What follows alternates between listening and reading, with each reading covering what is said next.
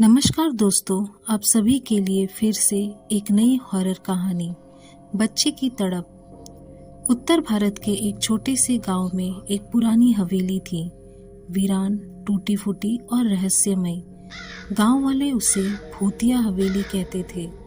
कहते हैं वहां एक बच्चे की आत्मा भटकती है, जिसे कभी उसकी माँ छोड़ गई थी और वो अब भी माँ को ढूंढ रहा है। तो चलते हैं कहानी की ओर।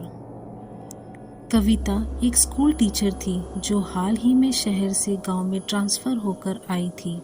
स्कूल से कुछ दूर पर वही पुरानी हवेली थी, जिसे देखकर ही रोंगटे खड़े हो जाते। बच्चे भी हवेली के पास नहीं जाते। एक दिन कविता ने एक छोटे बच्चे को स्कूल के बाहर देखा। काले बाल, सफ़ेद कुर्ता और हाथ में एक लकड़ी की गाड़ी। वो मुस्कुराया और बोला, माँ कब आएगी? कविता चौंकी। तुम्हारी माँ कहाँ है?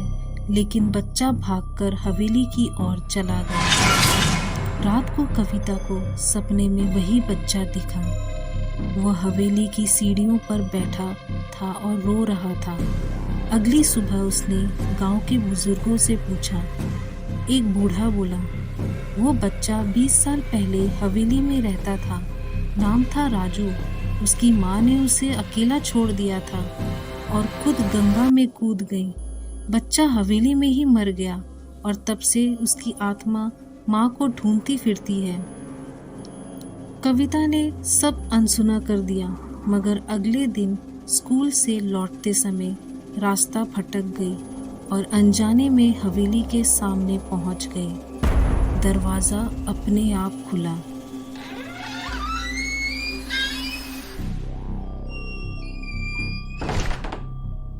भीतर अंधेरा था। सीढ़ियों पर वही लकड़ी की गाड़ी चलने की टक टक टक आवाज़ आई। फिर एक कोने से वही बच्चा निकला। वो कविता को देखकर मुस्कुराया। माँ, तुम आ गई? कविता की आंखें चौड़ी हो गई। वह बोल ही नहीं सकी। बच्चा पास आया और उसका हाथ पकड़ लिया। अचानक पूरा कमरा ठंडा हो गया।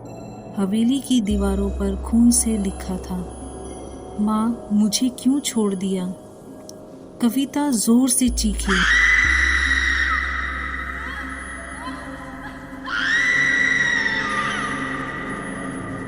लेकिन कोई आवाज़ बाहर नहीं गई। अगली सुबह गांव वाले देखते हैं हवेली की खिड़की पर एक और चेहरा आ गया है। अब वहाँ दो परछाइयाँ दिखती हैं, एक औरत और एक बच्चा। कहते हैं अब कविता भी वही है, उस बच्चे की माँ बनकर हमेशा के लिए। और जो भी हवेली के पास से गुजरता है, बच्चा अब उसे भी माँ कहता है।